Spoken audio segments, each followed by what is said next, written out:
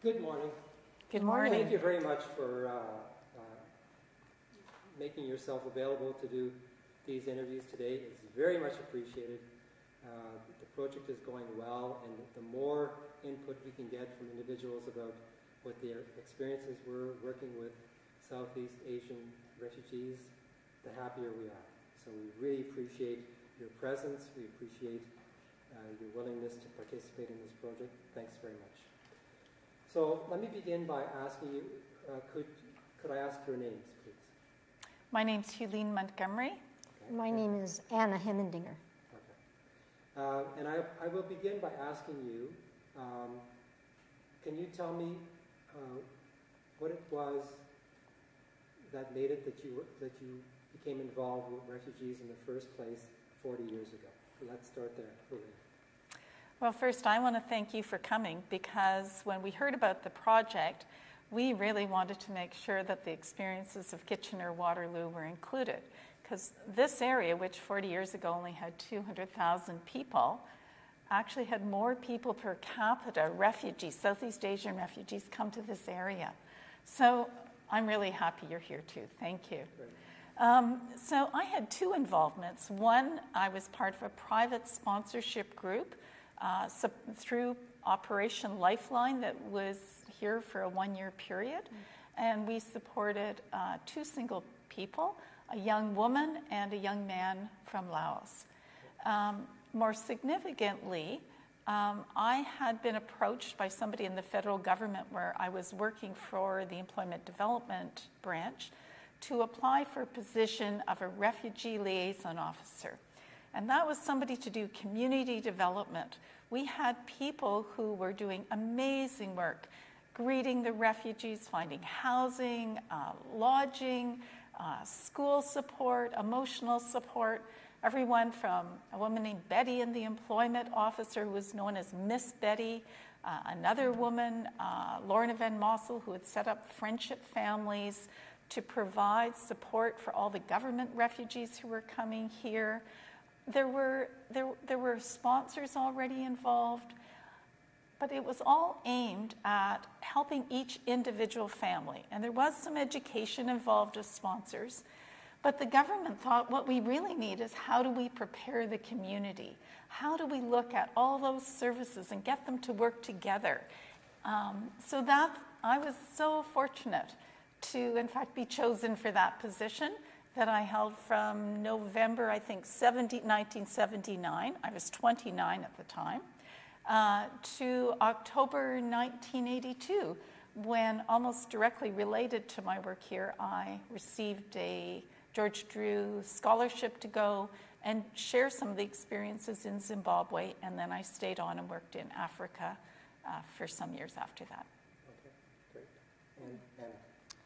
I was involved in teaching English as a second language as a volunteer starting in 1978-79 in a newcomer support program that was in a basement of a church. And I had visited, I think I was teaching for or visiting Conestoga College, but also looking at the classes that were happening in the church, and became really aware of what the shortfall was in providing non-literate English speakers opportunities to learn their language, to learn the new language, and to become literate when they weren't literate in their own language. And so eventually I started a program called English in the Working Environment, whose goal was to teach English in a workplace setting that was geared to the language that people needed. But before I had done that, in conjunction with that, I was able to get a grant from Hulene and from Secretary of State, Ministry of Citizenship and Culture, and the Waterloo County Board of Education to teach was an afternoon class, and then it went through the summer, and it had a nursery school component so that mothers could bring their children. It was for 20 people were enrolled in the class out of the 350 Hmong people in the community, and 18 of them were women. It was actually targeted toward women, but we had 2 men who we called the inadvertent men because they were unable to learn any English at all. And they were old men. They were about 50. I was a pretty old woman. I was about 30. They told me I was a grandmother in their culture. So that was the beginning of my cultural awareness with them, and that was the beginning of my contact. And you began this as a volunteer. Your experience. That is really fuzzy in my mind. I don't know whether I got paid from the school board to do it, but I got a grant to do the whole project. And it was an overlap between once I was in English in the working environment, I was getting paid from the local county board of education for that. But I was working also, became a project within my master's of education thesis. So I would say the number of volunteer hours to pay hours was maybe 2 to 1. Okay. So, Hulene, could you describe what the experience was like? So you started working as a community developer, and you're employed by Immigration and Employment Canada, as I understand it. So could you tell the story? Sure. What was that like, please? Well, first I want to tell you the story of Kitchener-Waterloo because you have to understand the context. So we, at that time, 40 years ago, we were a community, as I said, about 200,000 people. We had a very vibrant, diverse economy. We had housing that was not as expensive as some of the larger cities, and we were surrounded by farmland. It was a community that had a rich network of faith communities actively involved in social justice. We had a network of pretty innovative social service agencies. And at the core were a group of passionate social activists. You know, we had been involved in ecumenical coalitions such as 10 Days for World Development and Amnesty International. We had been very involved in supporting the Chilean refugees who had come after the coup against Allende. We were involved in the boycott against South Africa, and a lot of that activity centered around an organization called Global Community Center, whose logo was think globally, but act locally. So that was very exciting. But probably equally important was that Mennonite Central Committee had its Ontario office right here in the location we're meeting today. And they had recently, in I think it was March 1979, signed the first master agreement to sponsor refugees.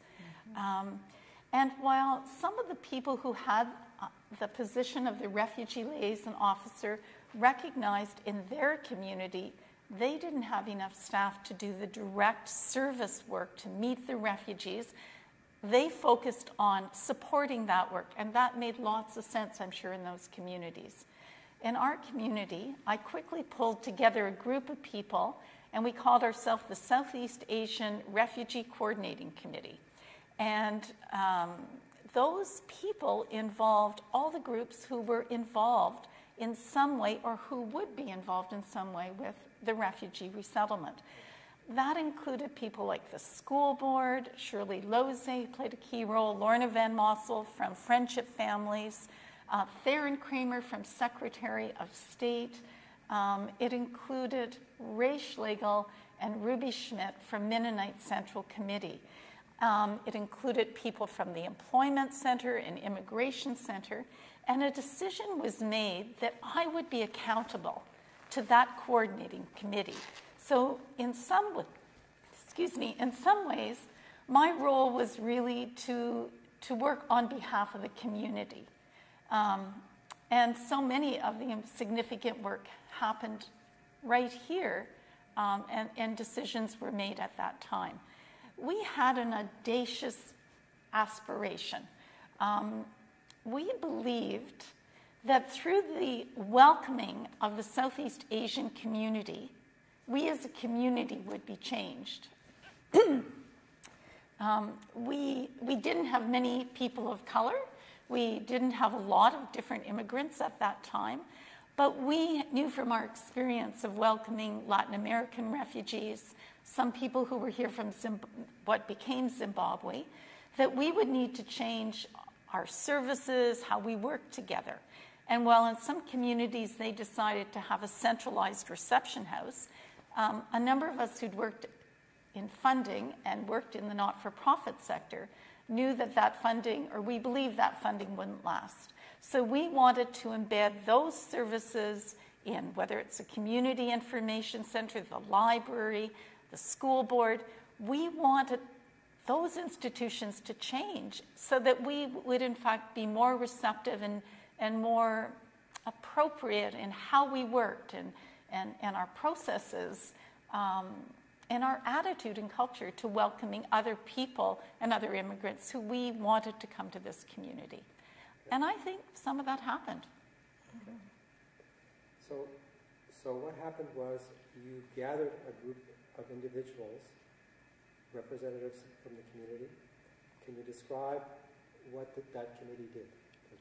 Yes, we met regularly, and then it later became also a key role was played by the immigrant communities themselves, particularly Lao Vang, who I believe you've interviewed, who Mennonite Central Committee, after Lao did many hours of volunteer work as a Hmong interpreter, hired to be sort of a community worker with the Hmong community.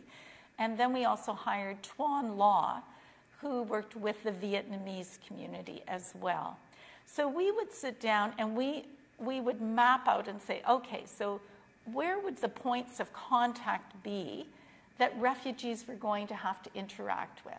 And we would then brainstorm and say, who do we know in that organization? And I'll take an example of the school board. So we didn't actually go to the head of the school board or the official position.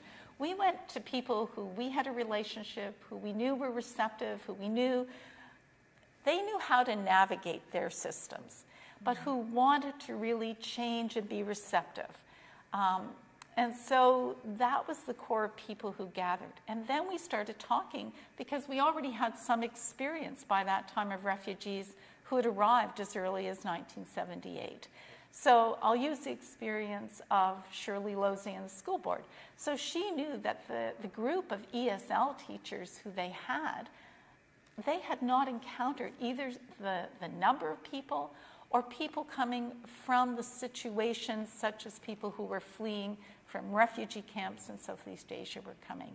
So they started talking to refugees who'd been here before to say, so what is it that you think we're doing well? What aren't we doing well? How do we need to change? And that was really exciting, right? This was a time, right, where we started thinking about not the problems people had, but people had assets. These were people who had survived, they had creativity, they had agency. So we involved them in finding out, so what is it that you need? And we would develop a whole range of programs. Some worked, some didn't. We were really blessed that on that committee, we had several people who were very skilled at getting money. And very early on, Theron Kramer and myself in particular were two of those people. He was working for Secretary of State. I had worked for Employment Development Branch, and I knew my way around funding. But we also knew that communities can really get fractured when different agencies go to different bodies for funding. And we just agreed we would never send any of us around the table an application for funding unless all of us agreed it was the priority. So we then started to come up with all kinds of programs. So for example, public health, one of the issues was many people were arriving with tuberculosis. They had, particularly the Hmong community, had some very serious health issues. And the woman at public health said, you know, the kind of programs we're offering, they're not going to work. So we involved people like Lao Vang and other people from the communities. We found a grant so they could, in fact, meet with them to say what are their needs and ask them what would be the best method of providing that information. So those people became not just translators of what public health thought needed, but they were involved in designing the program of how that information should be presented. We got another grant so that those booklets could be translated in those languages very early on.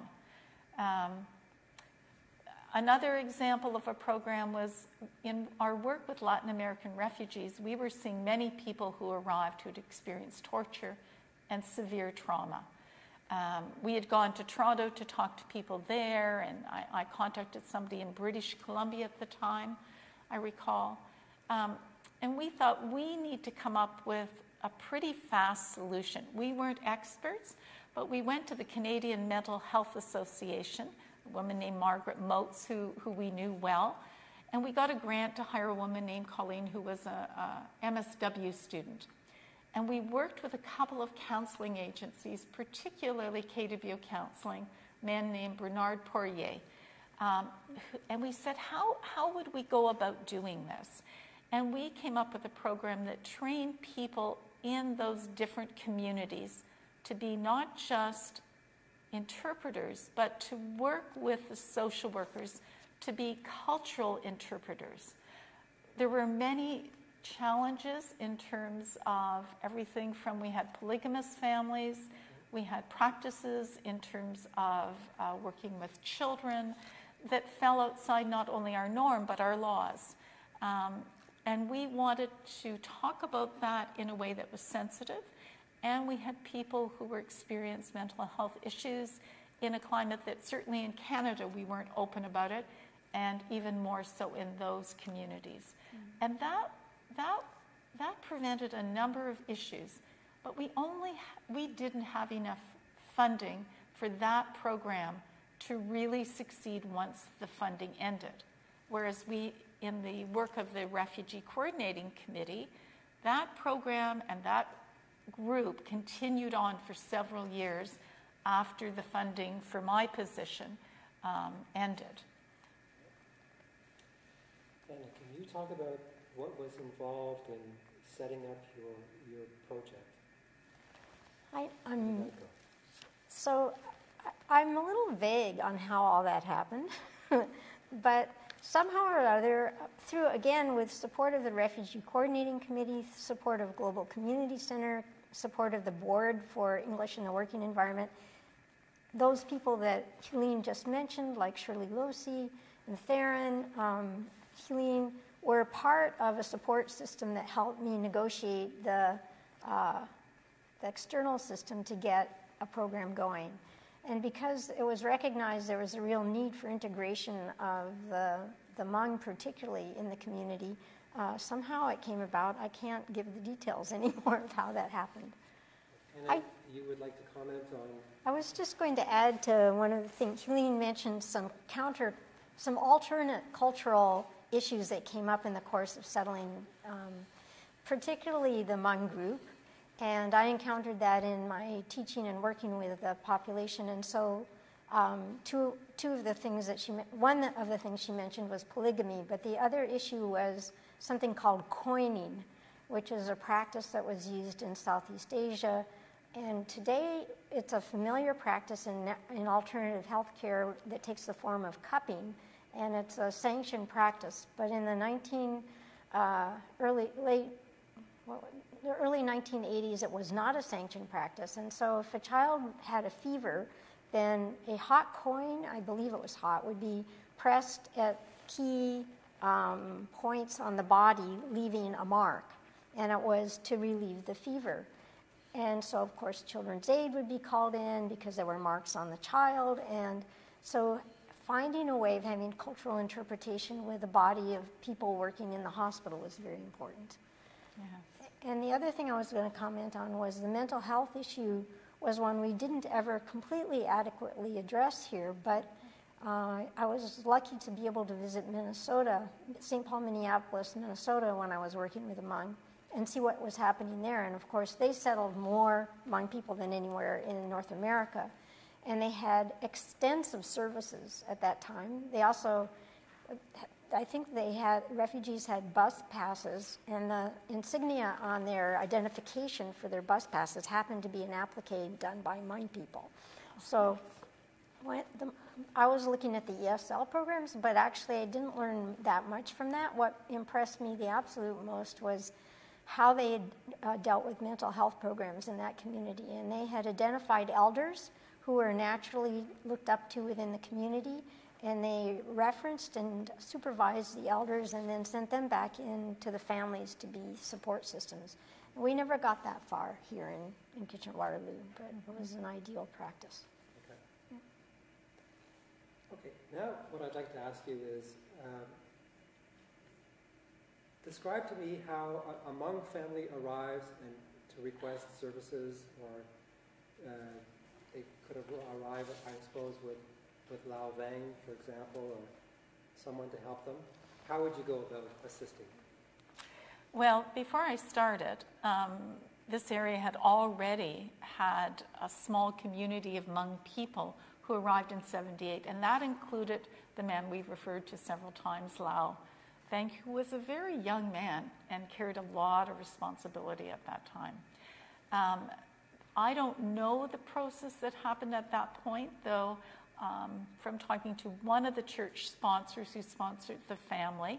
I believe MCC Ontario was in touch with them, provided some general information about the families, and then the churches really met them and to some extent were on their own. They did have people they could talk to, but they had resources within their own church. They had, I think, a spirit of willingness, openness to learn. I think one of the things, at least for one of the churches, is that being part of the Mennonite community, where there is a whole range from people like ourselves who might attend a Mennonite congregation but not be ethnically Mennonites, to old order Mennonite communities in this area. So in some ways, seeing people coming with different dress, different habits, maybe that was an easier part of the adaptation for our community than some other communities. Can I jump in for Sure. a second? So I think the other unique thing, subsequently after doing this work somewhere down the road, I became Refugee Concerns Coordinator for MCC in 1990, 92. And it was a total uphill battle for me because by that time, the churches were compassion fatigued. And so also the economic crisis of the 80s had an impact on the openness and the availability of volunteers to support refugees. So in the early 80s, it was still traditionally more male-oriented breadwinners and women who are younger than I am now, but retirement kind of post-children empty nested, who had time to actually delve into being total supports for these families. And that was a key factor, the economics and the cultural practices of the time. I'd like to share, and I've got a copy that my daughter, who has been involved in a refugee resettlement agency locally, sent to me. And it's from September 27th, 1980. And it tells the story of a group of Hmong people who arrived in this community as part of the joint sponsorship program. There were 3 ways we received refugees under that movement. One was the private sponsorship, and they were responsible for 1 year for all of those resettlement needs. The second was government-sponsored, whereas in this community, the government had the financial cost, but the church or other private groups that were linked to them to provide support did that for usually more than 1 year, as did the private sponsorship. And the third was the joint sponsorship program that the government provided financial support, but an organization or a church group agreed to provide the emotional support for a group that had significant health problems, where we knew that the adaptation to Canadian life would present many challenges we didn't know. In 1980, by the end of that, there were 20 joint assistant programs in Canada. 11 of them were in this community. And I think in part it's because the government had provided a refugee liaison officer that we were able to deal with it. But I'm going to read some of this newspaper article because I didn't remember all these details. So it's by somebody in the record called John Asling, and it said, "Fast action gives refugees a home." In mid-August, a group of 50 sick and depressed Laotian refugees, Hmong people, were stranded in a Thailand transit camp, waiting to come to Canada. The 7 very large Hmong tribe families were experiencing their 3rd outbreak of cholera. They wanted to either go back to the main refugee camp or come to Canada immediately. Canadian government negotiations with the Christian Reformed Church to bring them here had fallen through because the denomination couldn't handle all of the sponsorship of these families. On August 19th, Hulene Montgomery, a refugee community worker with Canada Manpower in Kitchener, received an urgent telex asking if the churches in KW would be able to take on the task of sponsoring the families jointly with the government. She was given 24 hours to respond. And in 24 hours of receiving that telex, we had all the churches we needed. They were Lutheran churches, there was Mennonite churches, a Baptist church later, a Catholic church got involved. And I remember when the message went off, they were amazed that we had done it. They just amazed. And I said, I am too. And I remember Ray Schlegel and I going to certain churches. And I remember one church in particular saying, you know, we don't have very much information. And I remember Ray saying, well, no, but we know what we're called to do. And we know we can do this. So that was how they arrived. But because they were arriving quickly, we decided to try and resettle them as a group. So we pulled together all of the sponsors. We called upon Lao Vang, who we were so fortunate to have somebody who was bilingual at that time, to give us some information and to prepare people for what we might expect. And mainly I remember saying, what we know is that we don't know what we know, but that if we ask, we'll find a way to help each other. We then approached a church, St. Peter's Lutheran Church in downtown Kitchener, who had a big hall, and we knew the pastor there, Reverend Rebeley, and his wife Jean, their daughter Jane, had been involved as well. They'd lived in India, and we said, we need a big space, and we need it almost immediately. We need food, we need clothing. Can you just look after that for us? And they said, sure. Then we went to all the agencies, the Immigration Center, the Employment Center, the Health Center, the school board. I can't remember all of the agencies we gathered. And they had no lead-up time. We said, okay, we need you to come and be here and to set up a little booth and have staff, have people who are going to be there, because the sponsors are going to be overwhelmed, as are the refugees. So if you can come, we'll set up a little circuit where you go just booth to booth, and in between time we'll have food and we'll have a play area for the children, and then we'll have this all written down. So you don't have to remember it all, but you'll get the forms and we'll do it together with you. And that's how we began. I can actually smell the church hall as I'm talking about that. I remember the tea and the sweets we ate during that day. And by the time people left, I'm sure that everyone was overwhelmed. I was overwhelmed. But people went away and had information, contacts of where they could go to for help. Lao and other people in the Hmong community who were already here and other Hmong sponsors of Hmong people were enormously helpful at that time. Great. Anna, can you describe how you had set up your program and how people would have accessed it? So we went into the community and gave leaflets and tried to contact as many Hmong people as we could. And 18 women responded and 2 men responded. And so then they were, some of the women were already working. One of the workplaces that no longer exists here but went south to Mexico was something called custom leather. And the Hmong were known for being very dexterous with their fingers. They were silver workers in their own country, but they were also wonderful embroiderers and good at using their hands. So this particular company made custom-made leather steering wheels. So they had to put the steering wheels on, so the covers on. And so some of them came after work to the program, and that was the basis of it.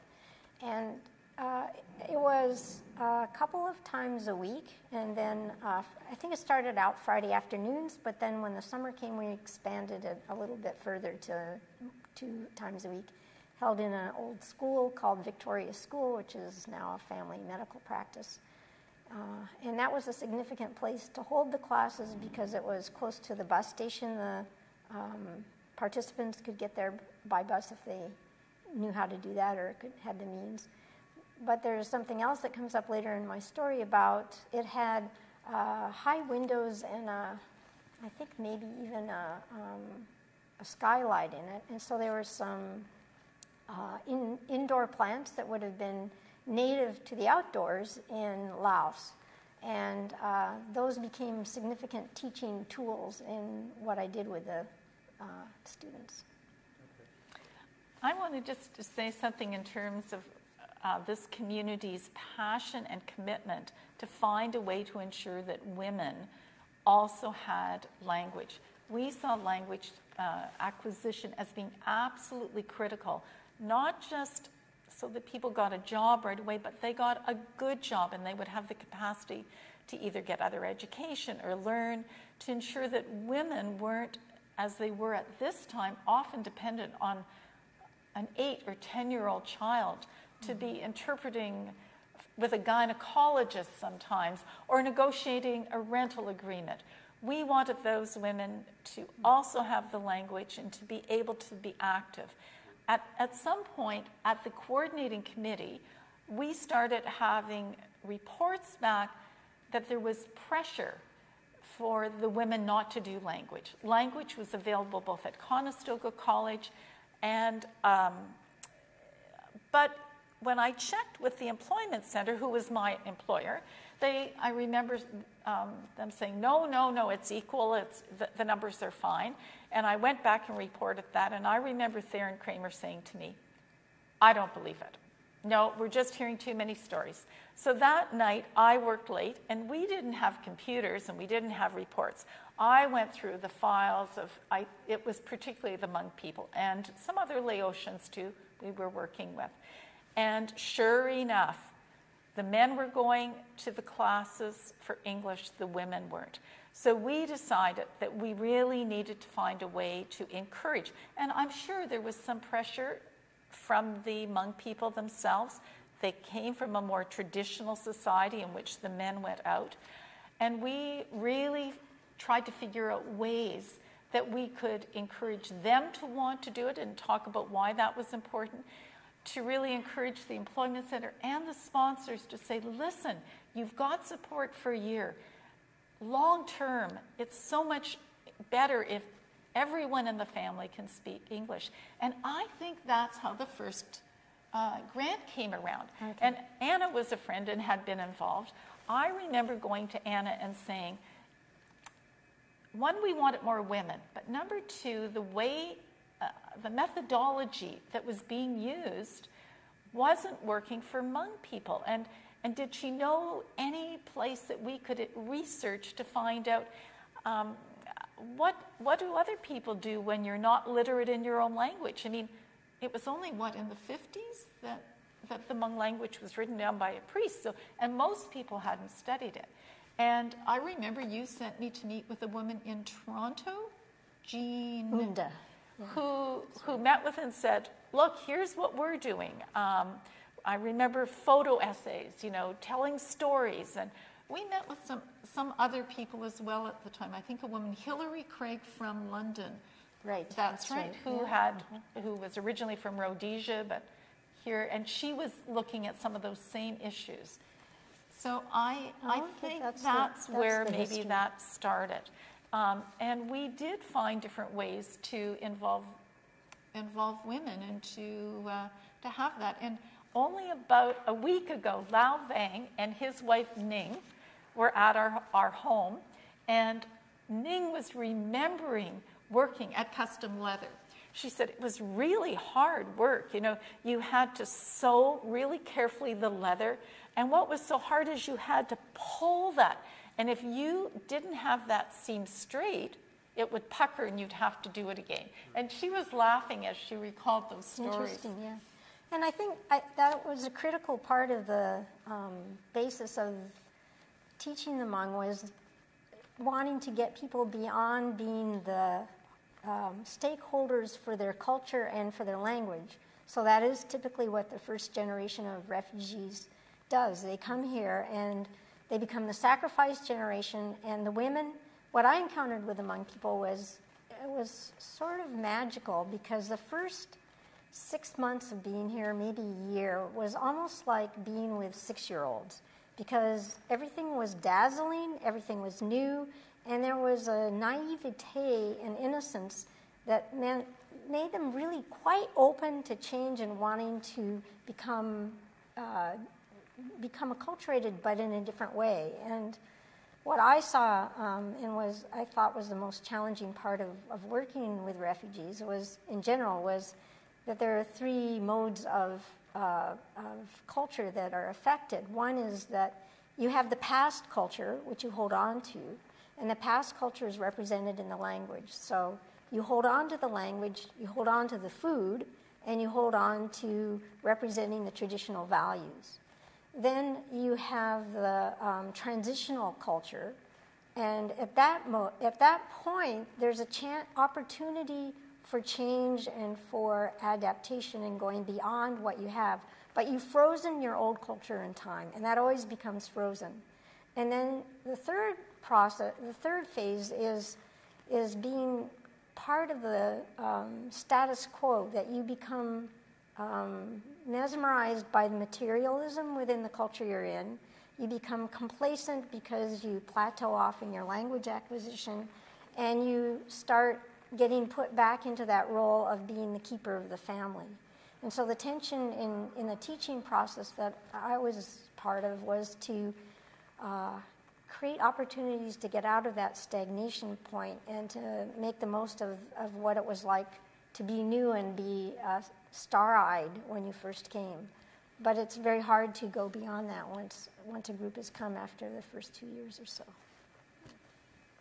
I think one of the things that Anna was so creative at, we were looking a couple of weeks ago after you called us at some of the photos of when she was teaching. And I think you should talk about how you involved Hmong textiles in the teaching. And because it was, I think some people like myself, I'm a tactile learner. And I think it was not just the story, but those textiles that you found a way to use that were really significant. Yeah, there were 3 or 4 things. Well, first of all, I want to say that the background philosophical framework for what I was doing was very much informed by Paulo Freire, who is an educator in the 70s from Brazil, and he talked about a different kind of learning. And he had 2 models of learning. He called there was the nutritionist model, and then there was forgotten what the other term was he used. So the one was you fed something to people and they absorbed it. And the other model he had was the banking model. So in the banking model, I deposit information into your bank, and then you take it out, and it's the same value as when you take it out, but you haven't informed it, you haven't incorporated it, you haven't taken it on in any way. And so the goal was to try to change that kind of way of teaching these people, because when I observed the classes in the newcomers program and at Conestoga College, it was very much that kind of teaching where it was based on rote or memorization, but it wasn't incorporating what people knew or anything from their daily life. And so what I was trying to do was create an environment where I was constantly creating the curriculum on a daily basis from what people brought into the class. So there were a number of anecdotes I want to tell. Before I go to the needlework, I mentioned before the plants that were in the room. So one day I came in and I had just a horrible cold and I was just dripping and I was in agony, and I always had some puttering time before class when I could sort of take in what was going on. And I have to say also that we had a translator in my class. And I don't know if I can say his name or not. First name? He changed his first name to Tom, so we'll do that. And he was very valuable because he was quite fluent in English and in Hmong, and he had sort of worked as a paramedic when he was in Laos, so he had learned English well. And so this man, who is one of these reluctant learners, was feeling the plants and looking at them all, and he was standing next to me, looking at me and feeling these plants. And then he started talking to Tom, and Tom said, well, he was a natural healer in his country, and this plant here would be used for this, found in the wild, and this would be used for this, and this would be used for that. And so then the next day he came into class, and he brought me Tiger Balm, which, if you're familiar with, has a mentholatum that will send you to the moon. And he told me to smear it all over my face, which I dutifully did. And I thought I was going to die. But suddenly, all my sinus problems evaporated.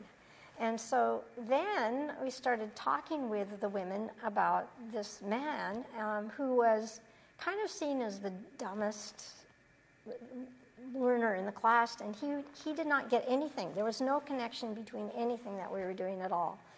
And so what I was trying to do is teach Hmong literacy actually at the same time as English literacy, which teaching two literacies at the same time has some challenging philosophical, theoretical ideas. But what I would do is the Hmong would tell a story, and I would take some words from their story that Tom would write down, and then we'd write it in Hmong. So it would be transliterated in letters, and they could see how that would be transliterated since they had never seen it. And this man did not get the relationship between language and writing. There was no connection at all. So then the people in the class started telling me that when they had health problems, they go to the doctor, and nobody could clear up a rash that one woman had. And they went to this man, and he gave them a remedy, and it cleared it up. And so he had quite an honor in the community as a natural healer.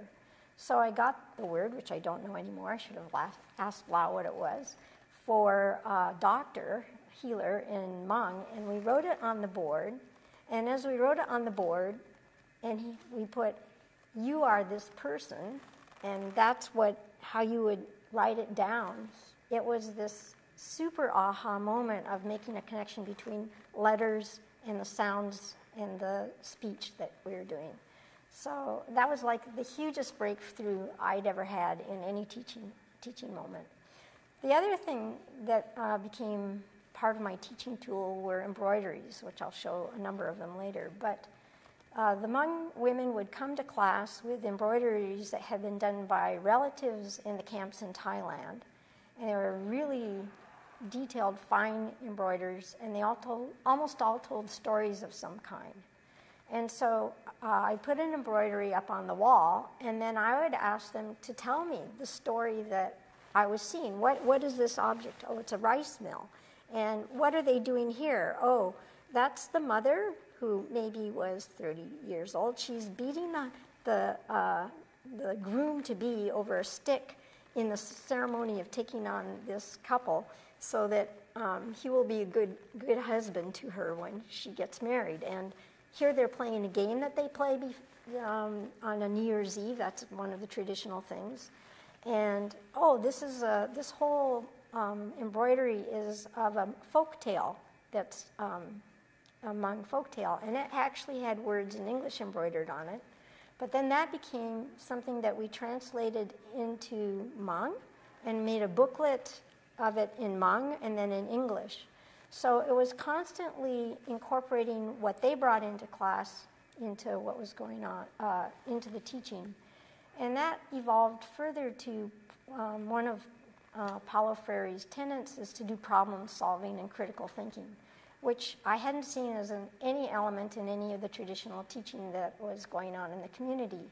And the goal of English in the working environment was to make people be able to become more self-confident and solve the problems in their own setting. So there were a couple examples that I wanted to share from that. And they would bring up something in class. They talked about getting evicted because they had, or eviction notices because the government wasn't getting their money to them on time. So that became a topic for conversation and then some opportunity for English and literacy training. Somebody else reported a traffic accident that she and her daughter had been in, and that was another occasion. Someone else had a daughter who had been burned by grease from a frying pan. I think my favorite example was from somebody, the Hmong people, one of the jobs they got paid for doing was going out at night and picking worms. So they had these flashlights, I guess, that they had on their heads, and they would get picked up by this big van, and they'd be taken to, I don't know, a farmer's field somewhere, and then they'd pick up these worms that would be used for fishing, I guess. I don't know what else. And as it turned out, the foreman was cheating them.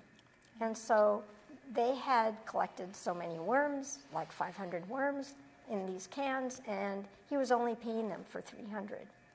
And so this wasn't at my initiative. Somebody else in the community took this on, but it became a teaching moment. And they took the guy to small claims court, and they won. Right. So all of those were teaching moments that became part of the curriculum of what we did together. And instead of, there was a sign over the class that said, no English spoken here, only English spoken here. And my motto was, you can speak anything you want because we're going to use everything as fodder for learning. So that's an elaboration of what you just said. And you know, some of those problems that Anna mentioned, such as I remember the case of the person who who was not paying people well, the case of trying at Conestoga College to change how language was being taught.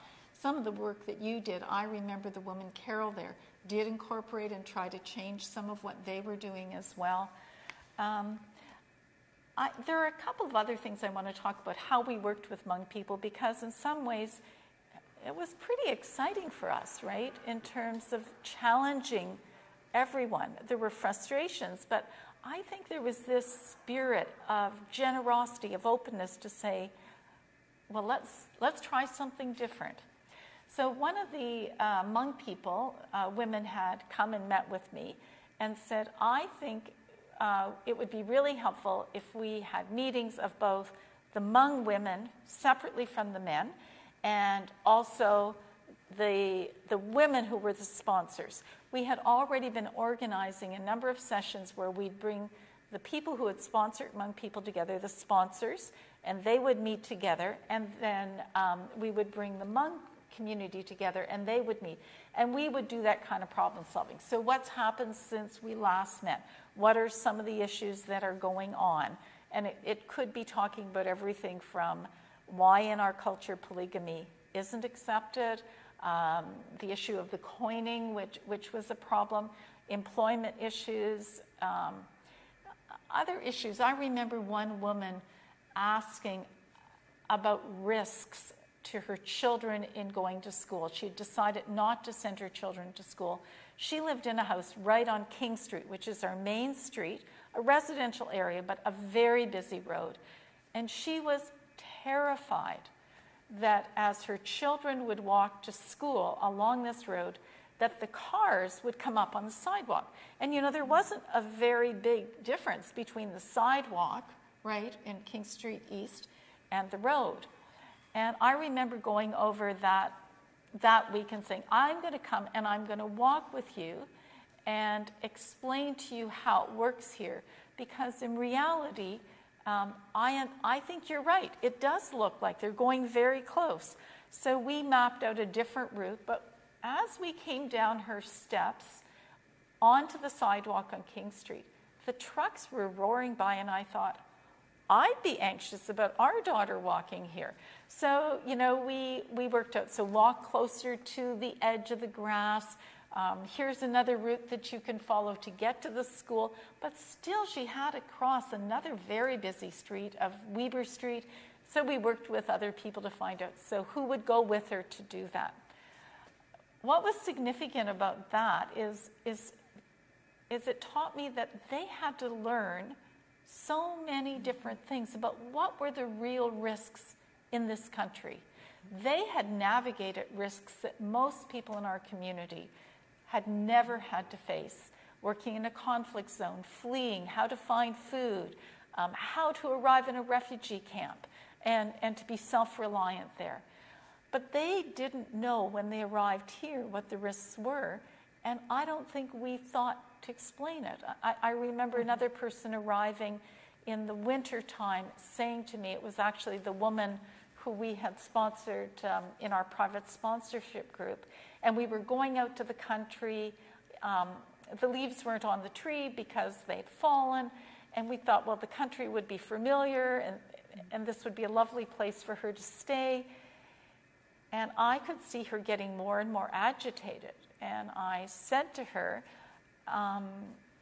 she had English, I think you're worried. Let me tell you where we're going. It's not far. And she said, so your country also has been bombed. All the trees have died. And I said, no, we actually have a tree. Right now we're in the season where most of the trees, not all, lose their leaves. And she was so relieved. But something as simple as that, we hadn't thought to prepare people for. So I'm going to go back to the time that the women had requested that we meet separately. And I think that took some courage, right? To do that. So I remember we had a translator in the room, and they met separately with a translator. I think Lau was the translator. I really can't remember, but I don't believe we had a woman who could translate. The sponsors had met separately, and each of them had a spokesperson and a list of the questions they wanted to ask. And some of them were practical. The woman who was there who had talked about still her fear about the safety of sidewalks, how you knew what was safe. There were issues that arose around food. Where could they get food they were familiar with? And they'd go to the market and they'd buy things. They'd try to eat them, but they didn't know what to cook. There were so many issues, such as things that had happened. And it was really a good exchange. And at the end of it, I remember saying, so has this been helpful? And people were nodding. And I said, are there any more questions? And there was silence. And so I was ready to move to close and to say thank you. And one woman asked for another question among women. And through the translator, she said, I know what it means to be a good woman, a good Hmong woman, at home in Laos. But I don't know who's a good woman in Canada. And I looked around the room, and in that circle among the sponsors, there were people of different faiths. There was a Buddhist woman. There was an old order Mennonite. There were women who were strong feminists, such as myself. We were wearing really different clothing among the sponsors. Many women were wearing pantsuits. One woman was in a mini skirt and tights. And we had really different views. And nobody was speaking. And whoever the translator was said to me, and I think it was Lau, I think you have to answer this. And I said, even for Canadians right now, we're in a time of a lot of change around the roles between men and women. But all of the women in this room, even though we're dressed differently, even though we have different styles of communicating and work we do, are all good women. But it is more complex to understand what are the acceptable norms as they're changing. And we actually had some interesting other private conversations that emerged from that. The other thing that emerged from that was we got another grant, and we hired a woman, Fatima Kapasi, who would go on to be an immigration refugee board member. She had been a refugee from Uganda, and she was hired to work with women to take them to the market, to learn how to cook. Out of that, one of the women said, well, we're good at sewing with our hands, but we want to learn how to use a sewing machine. And we got in touch with the 4-H group and said, well, do you have sewing machines? And you offer this course. Can you do that for us? And that's what led to some of the women then going on to getting jobs at Kaufman Leather, where they were using the machines. Another program that we did with the Hmong was we had been in touch with Minneapolis. I had been involved because we had a phenomenon called, I believe it was called sudden death syndrome among Hmong people. We hadn't experienced this here, but the Hmong people here were aware that that was happening in the United States, and were quite fearful. 1 out of 4 men were experiencing that, is what I remembered. Yeah. I remember talking to, I think through Naomi Alboim, who worked at the regional office in Ontario, and I'll come back to that point. She's an amazing resource person. She talked to Jay Keystone, who was head of tropical disease at the time. We were trying to find out some information about that as well. But we also, I think maybe, Anna, I don't know whether this came from you, it's Fuzzy, or other people, we knew that there were different leaders who did different things in the Hmong community. So we had another grant, and Deb Woods was hired to work with the Hmong community to identify, and ask people, who in your community do you go to if you have a mechanical problem? Who solves that? Who, if you have a problem and you're being a new mother, who do you go to? And then to try and see, could we build the capacity of those people? And I don't think we were very successful, and in part that would be another one where we didn't have long enough, or maybe we didn't have the right people, I'm not sure. But we were trying lots of things, and we always had this motto, take a risk and try it. Learn from it and try more things. So not everything we did worked, but I think what people had a sense of is when they brought a problem or an issue and we problem solved together at the Refugee Coordinating Committee that had people from the Laotian and Hmong community and Vietnamese community there was a sense that we were going to try and together fix it. And I think that was really positive.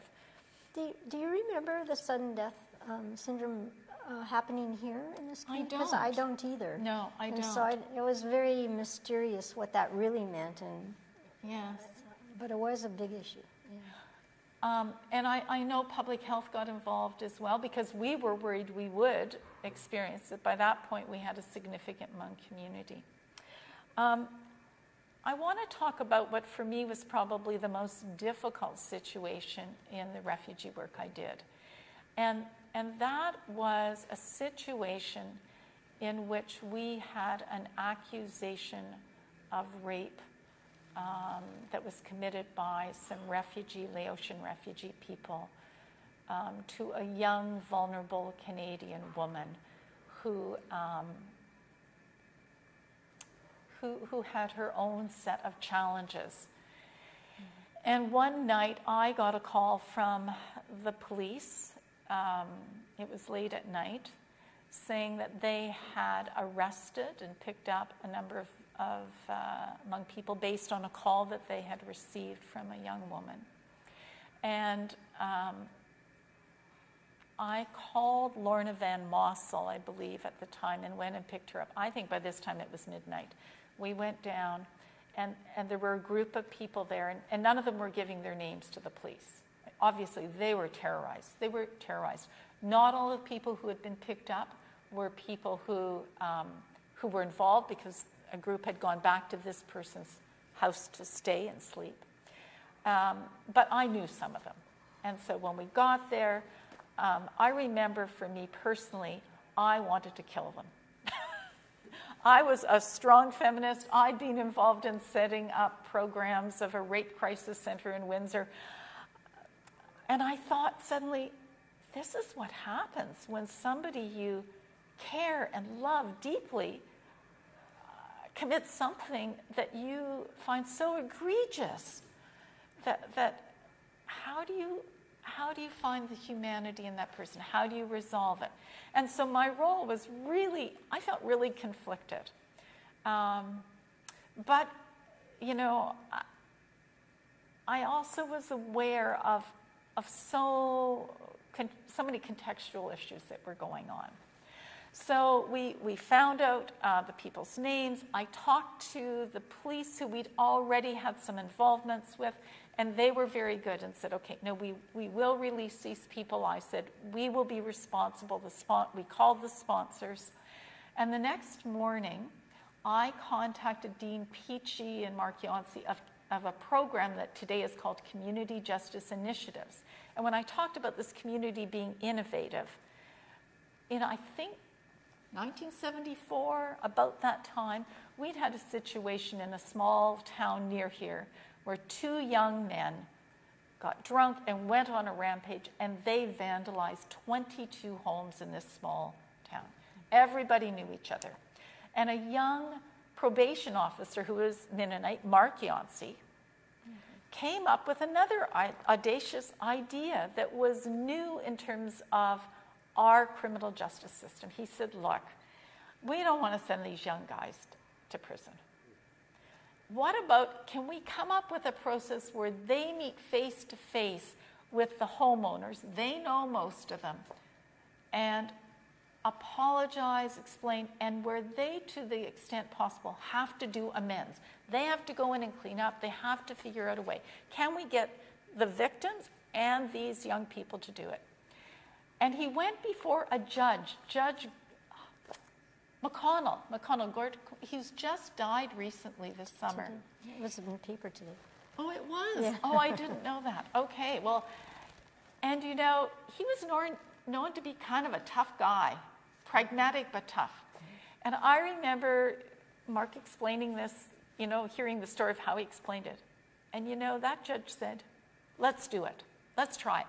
And that's what led to the changes in our criminal justice system to have restorative justice, which Indigenous people had used, but we didn't have part of that. So that, I knew Mark, and I knew of that process, and I thought, if we could avoid going to trial, we did end up having a trial, but let's use that process. And so we convened a meeting with the sponsors, and again, I remember there were people from the Catholic Church, Older Mennonite, I know Theron was there, I was there, and we met again at Mennonite Central Committee.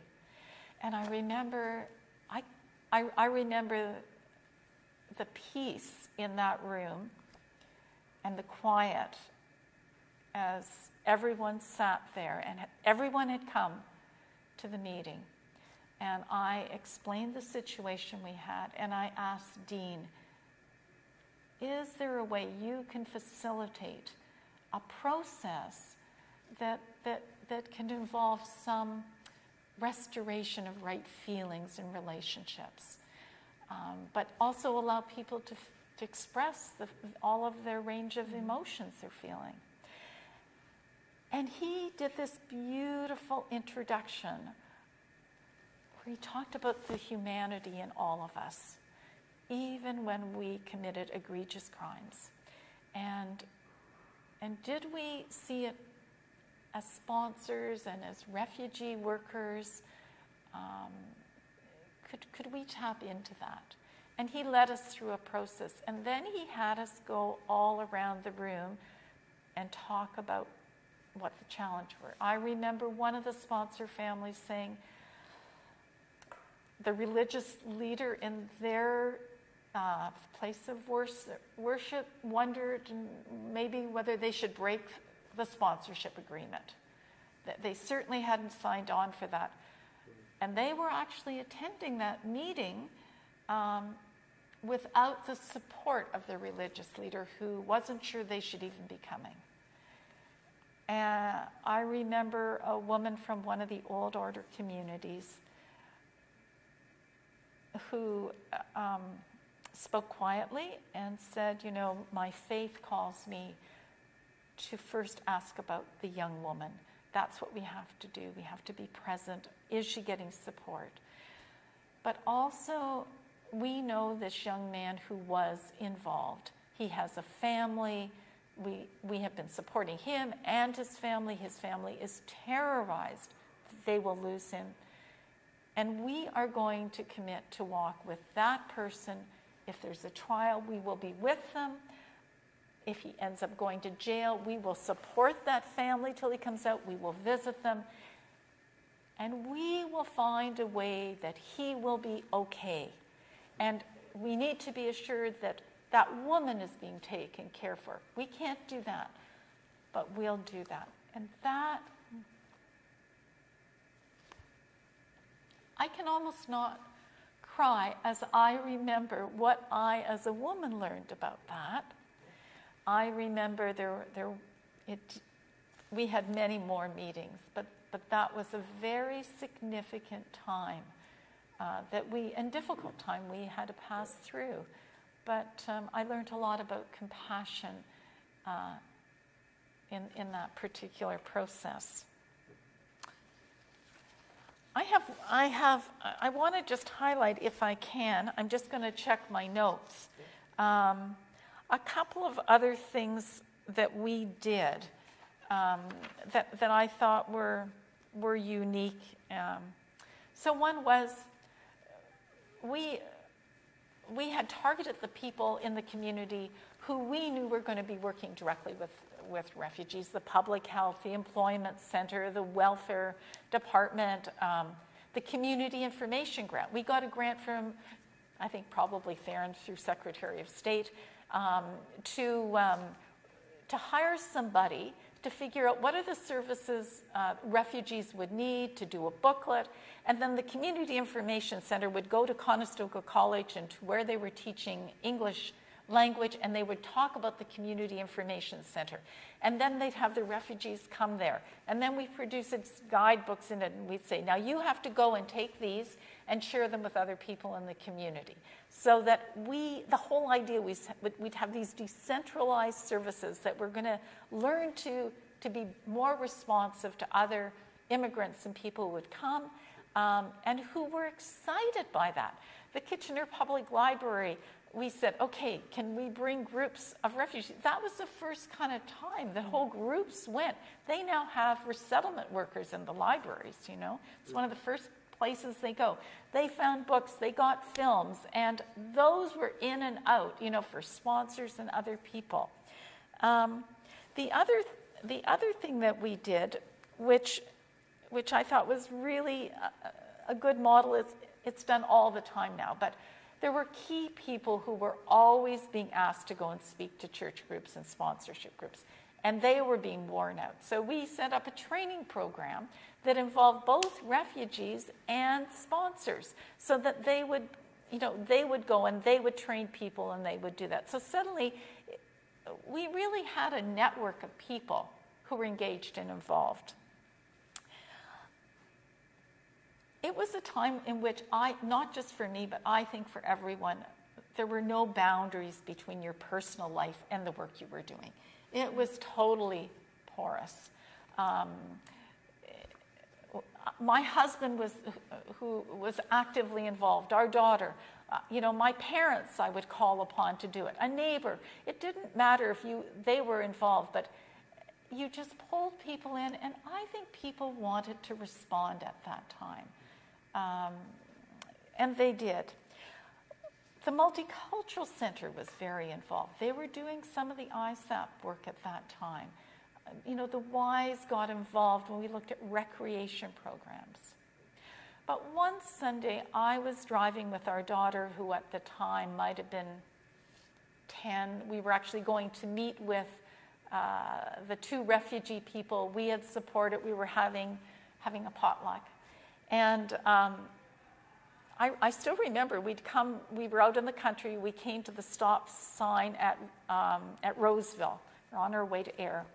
And Heather had been asking about refugees she knew and had met through my work.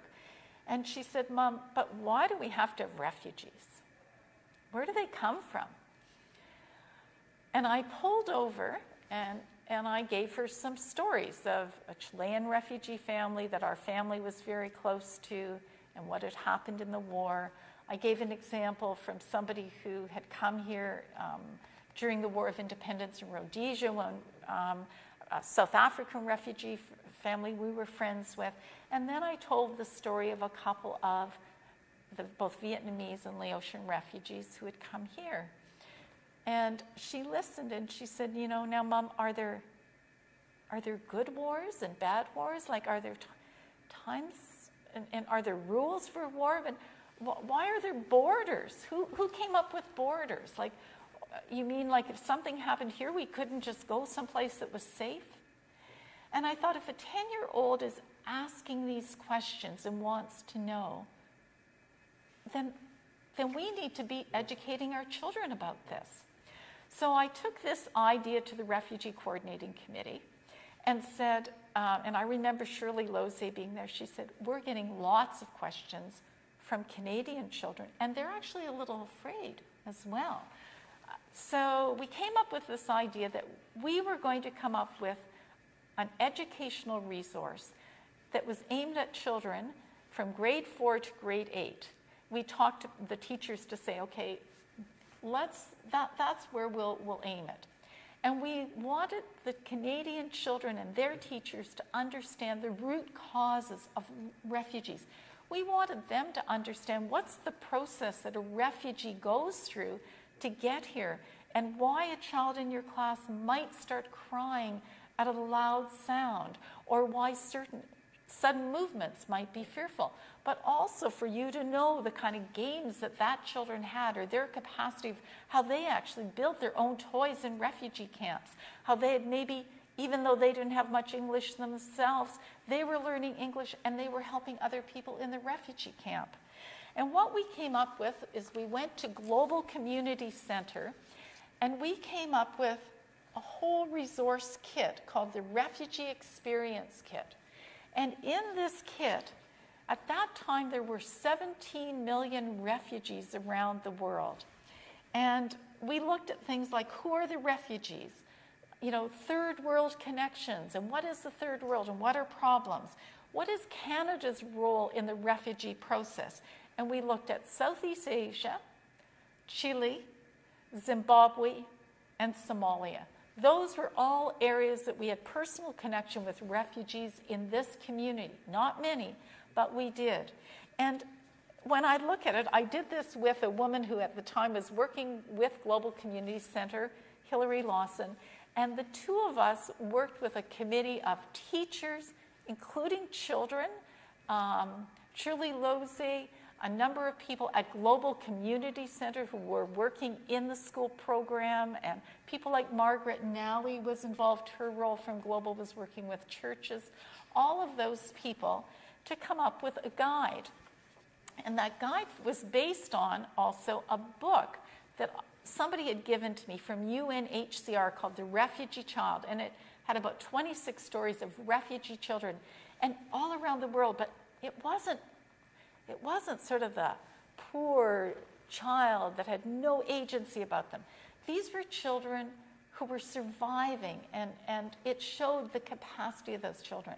So I picked up the phone and I called, I think, Geneva. I went home to do it. I didn't do it on somebody else's line. And I said, I've got this book, and where can we get it? And they gave me the name of, I think it was Guy Lett at UNHCR in Montreal.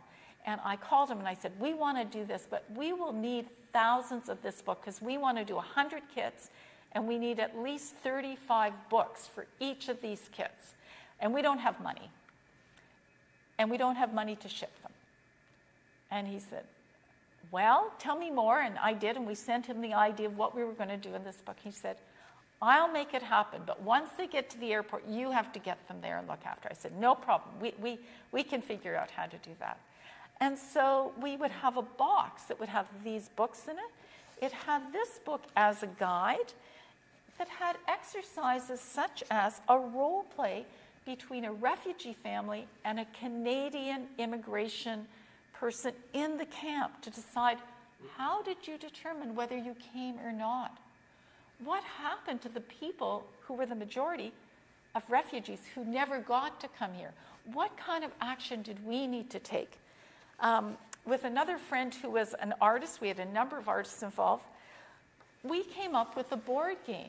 It was like a snakes and ladder game that was based on the real life experiences of refugee families that we knew. Flee as they had, in one case, they had to flee in the night. What did you take when you were fleeing? Who did you know how to trust? You went into hiding. You heard soldiers. People died because their raft didn't make it. All the way up to getting to a camp. And then in the camp, there wasn't actually enough housing, and you had to build it.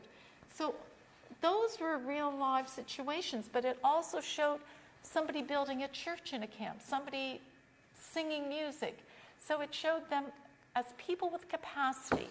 And these kits then also got requests from across Canada. I don't have a copy of the full kit anymore, but it was another really kind of big aspiration, because our hope was, we were a group of social activists, some of us working in government, also working in the voluntary sectors and in churches. We wanted these children to take on issues where we would be able to challenge the government, our government, to do more, working internationally, bringing in more refugees, being more open in who we were as a people. And in some ways, I think that was one of the most exciting processes, was working with children who understood those concepts and who asked the question, who decides who can cross a border? Another exercise was, imagine that in Canada, because this arose as a question from my daughter, we have to flee. Do we need to get across? What if they don't allow us across the border? Can they do that? They can't do that. Can they really? Who said there had to be a border? We've only had nation states for a pretty short time in our history as a civilization. We had never thought to teach that, but children were asking that, and they were receptive. And there was such an enthusiasm. People would bring in their own food, of course, and teach about that. They would bring toys and their games, and they would learn it. So that was another part of the work that in some ways directly led to my future work in international development and human rights work that I did for much of my career. But it involved a whole group of people, again, coming together. And that willingness, well, I don't think many people, and particularly a core of us, we didn't worry too much about structure. We basically figured out what made sense to do, and then how do you do it. And I really need to give credit here to people like Naomi Alboim, who was in charge of the refugee program in Ontario, who, although I didn't report to her, or Martha Nixon and Kirk Bell and Mike Malloy in Ottawa, it never dawned on us that I would first go to the manager or anybody who might be the appropriate person within the bureaucracy to talk to. I had functional guidance from those people, and it's a credit to the person I reported to, Gary Green, who was the assistant manager, and who their church also was involved in sponsoring refugees, he came to all the refugee coordinating committee meetings. He had this young person who didn't follow any of the rules within a structure. I wasn't at my office. I mean, Ray Schlegel used to say, we've seconded Hulene to Mennonite Central Committee. And so I'm sure I wasn't as aware of the challenges that he had to face, having somebody like me within that. But we got things done. And I remember ever so many times picking up the call to Martha Nixon saying, we have this issue. What can you do? Can you not find us some money for this or that? The RLO positions, the refugee liaison officers, they were for a one-year period. And I remember the first time when it was coming to end, saying to Ray, okay, we have to figure out a plan of who's going to do what now. And Ray said, well, I think there's another option. And I said, well, what is that? And somebody in the committee said, well, we just need to tell them that that's unacceptable. You don't resettle this number of people in a community of our size with a one-year grant. And so there was an extension for a year. And then the second year came up, and the same issue came about. And I remember calling and saying, well, I want to let you know you're going to get a call from people of this. I still don't know how they did it, but in Kitchener-Waterloo, we had a 3-year commitment. And I think that was the time, that was the minimum time you needed to have support if you really wanted to engage the community and put in place an attitude and a culture that we can do that and we can support each other and we'll do it collaboratively together. So that was pretty significant. I think what you're underlining and I'm reflecting on for that era was something that's become a bit eroded in the 21st century, and that was there was a deep sense of the common good, and that people participated in a common good. They had a sense of trust. Trust was part of the environment. They had a questioning an authority stance. I don't think you ever did that, of course, but and that also that I could get funding for a program like English in the Working Environment, which was really had almost a Marxist basis to it of challenging authority and questioning and finding other roles, and that the people who were funding it totally had read Paulo Freire, understood that stance of critical thinking and critical awareness. And the government was participatory, not challenging or putting a hand up. And so I keep looking for those elements of common good. Today they're there. We have them in our community with Mennonite Coalition for Refugee Support and Refugee Resettlement House, but the complete involvement of the community doesn't exist in the way it did when you elicited that, and the credit really does go a large part to Hulene and her way of working. She has a capability of walking, I think Kipling says in the poem called If You Can Walk with Kings Nor Lose the Common Touch. And Hulene can do that with such grace that makes things happen in any sector. I have this other anecdote I remember from, we worked together. She was helping me with English in the Working Environment somewhat later, and we came into a factory in Cambridge, Ontario, that was called Tiger Brand, that made leisure wear. And I was pretty not overly self-confident individual, and so we were going to meet with the president of the company, I guess, and we got ushered into a boardroom and had huge glass windows, and it was winter, and we were waiting.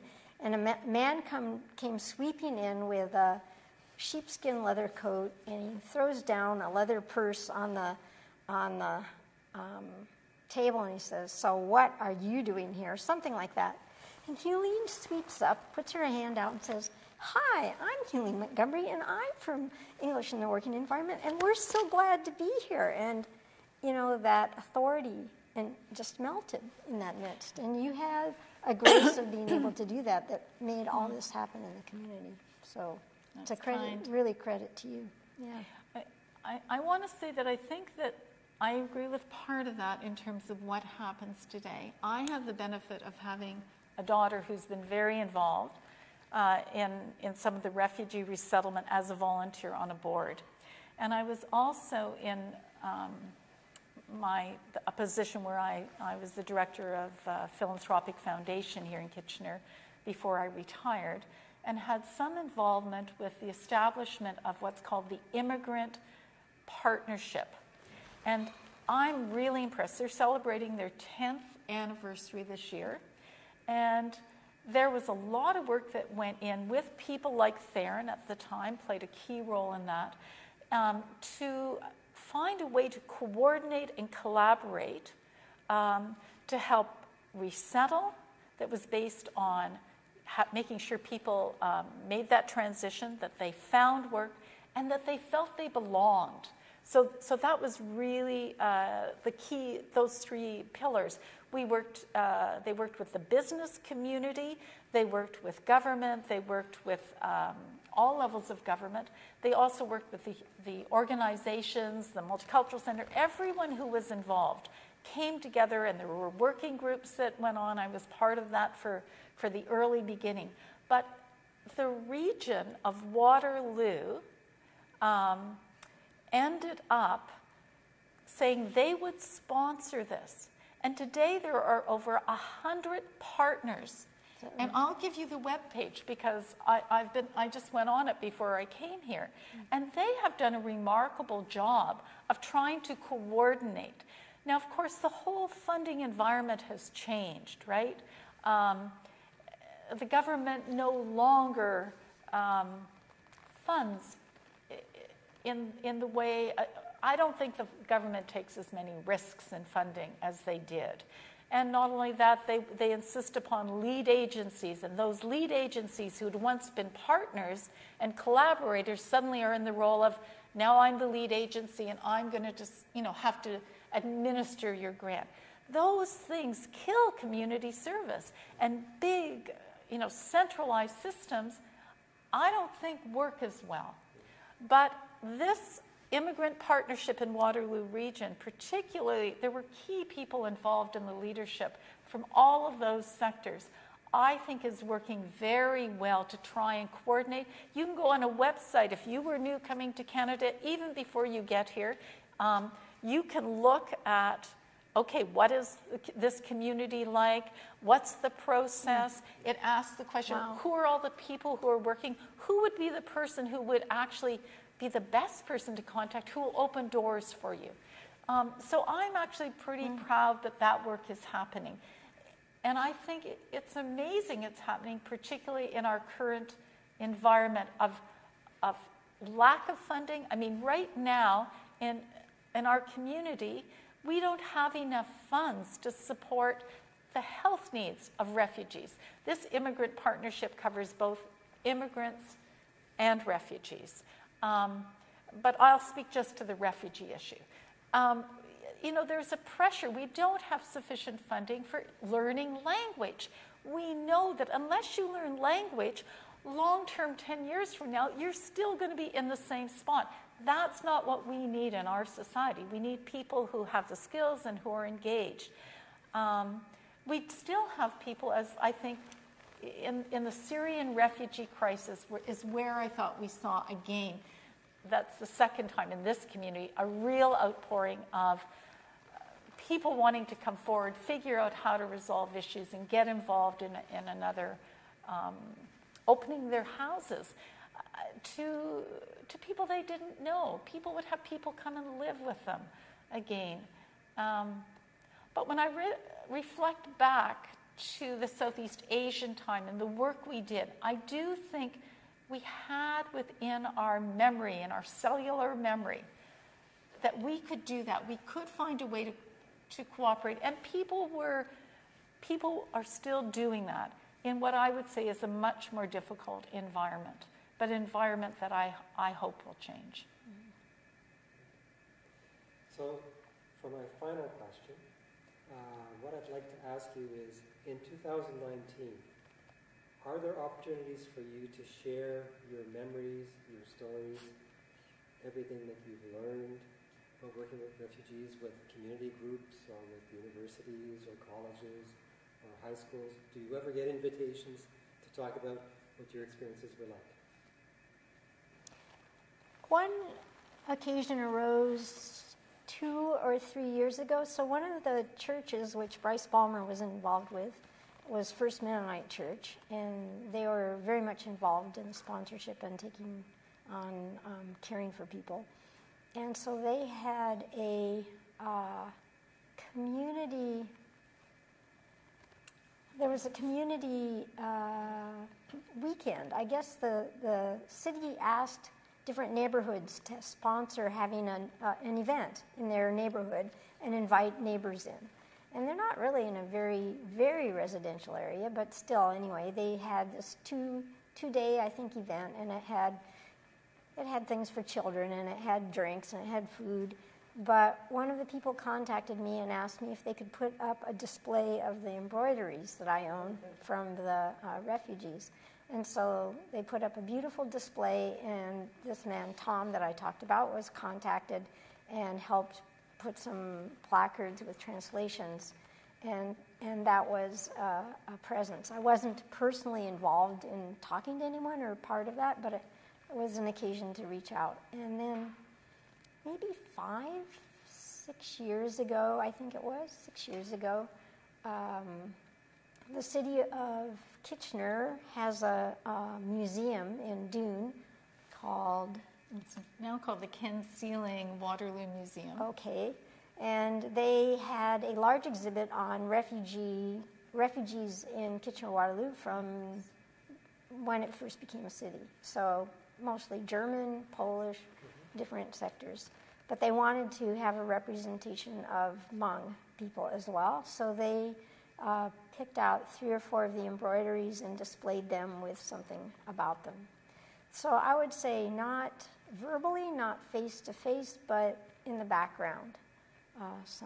And I guess eventually the Hmong church left. They met at First Mennonite for many, many years, but they got their own building and they had their own pastor. And so I gave them one of these hangings that had all the people in their native costume from Laos. That would be my only outreach. I don't know about you. I would say less in 2019, until very recently when Ray Schlegel, who sadly recently died, who had been head of Mennonite Central Committee, along with Ruby Schmidt and Bryce Balmer and Lau Vang, decided that to celebrate the 40th anniversary of arrival, really of the Hmong people to this community, and of the private sponsorship that MCC had signed, we should get some of the people together who were involved and have a celebration. The Hmong were going to be having their 40th anniversary of a big New Year's party that's happening on November 2nd that I know Lau has invited you to.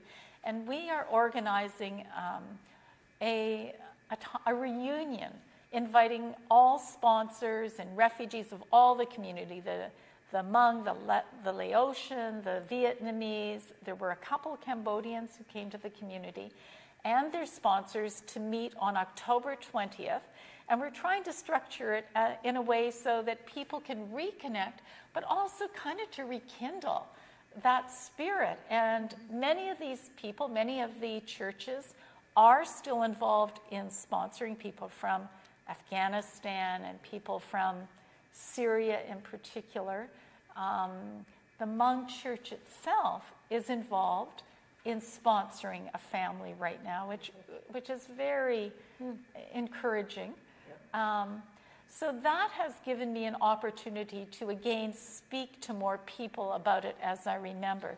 But prior to that, because of my role with the Lyle S. Hallman Foundation, that was at that time supporting health education and in this community and children's initiatives, I often was meeting with organizations who were coming up with ideas, and I had the chance in that capacity to share some of the work we were doing. And also thanks to my daughter, who was involved in some refugee work.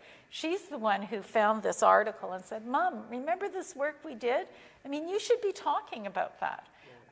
So I've probably, because of my work, had a little more opportunity with that. But it was 40 years ago.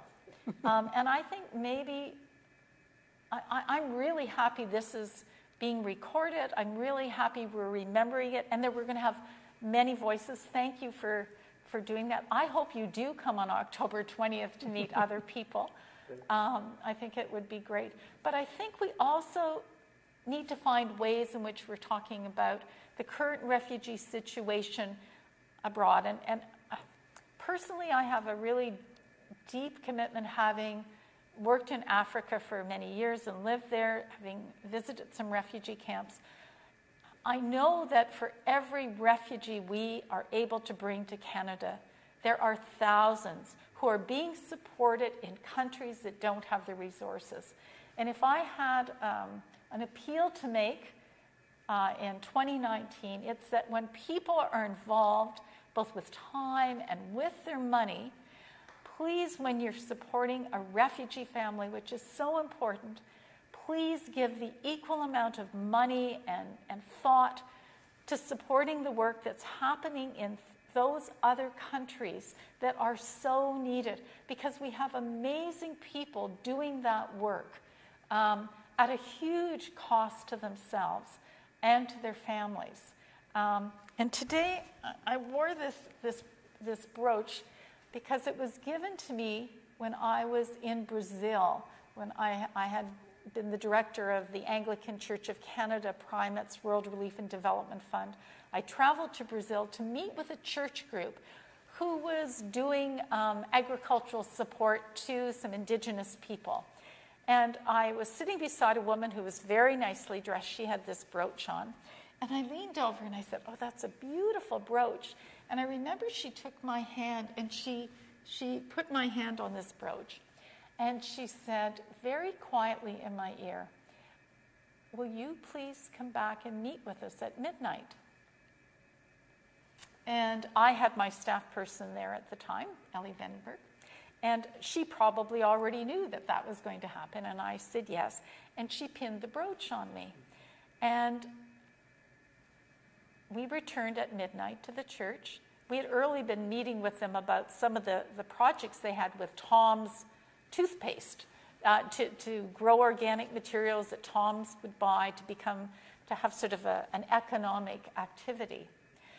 The same woman returned at midnight dressed in blue jeans, dark clothes, and she said, "I want to tell you about the work that we're also doing with Indigenous people to reclaim land." She was working with a group called the Movement for People Without Land. And under Brazil and the Constitution, big corporations had taken over land. People whose land it has been had lost it. They were in the cities. And this organization was mobilizing people so that there would be health care and teachers, all those resources, water, how to build a well. And they would get a big flatbed truck at midnight, and they would go to one of the places where, under the Constitution, if that land wasn't being used, you could claim it, even though those corporations had their own private armies that were involved. And I tell that story because sometimes we think when we sponsor a refugee to come here, we do see their capacity, and that's so important, but we also see so many needs. But we also need to remember in each of those countries where refugees are coming from or fleeing, there are people taking enormous risks every day that you won't even guess or know about to bring about more just societies. And so we need to do both. We need to have more refugee sponsorship, but we need to make sure that our government and we as people are also working for more equitable international policies too. So when I started teaching the Hmong people, they started bringing embroideries, and this was the first embroidery they ever brought. And what's significant, no, this one isn't the first one, okay. What's significant is they were primitive to begin with, and then they evolved to being more sophisticated. So somebody was helping them with a drawing in the camp. But they were all about their lives that were material to talk about in the class. And the instruments they used to cut the corn, and the games that they played with the balls, and silversmithing, and their trek across the countryside. This was a really significant embroidery because it described their fleeing the country, crossing the Mekong River, taking their clothes off, being fired at by what they called communists, and having to be rescued by a raft on the other side or motorcycles on the other side. And the people had quite a lot of emotion when they talked about this one. The Hmong people had a lot of traditional folk tales, and they started telling me about the folk tales. And this embroidery showed up, and it is the storytelling of a famous tale about a tiger and a wife that gets stolen. And because of this embroidery, I was able to then have the story translated from English into the Hmong. It wasn't translated, but it was transliterated into Hmong. And so then we produced a booklet that had the story in Hmong and the story in English. So that would be a teaching material as well. Do you still have the book? I do. I brought it today. Oh, great. Okay. And then finally, I want to show one more. Okay. This is a story telling the story of how a wedding and a bride and a groom are, the groom is wooing the bride, playing a certain kind of a game, and then he has to go through some traditional practices, like their mother-in-law has to swing a chicken around over the head, and then there's something about an umbrella that's a sign of good luck, and then the groom has to put out some money to pay for the bride as a symbolic gesture. Then there's another practice that's also true in Laos of tying a string around the wrist, which is happening here, cooking the chicken for a big feast, and then taking the new bride with a pig and the umbrella to the new home.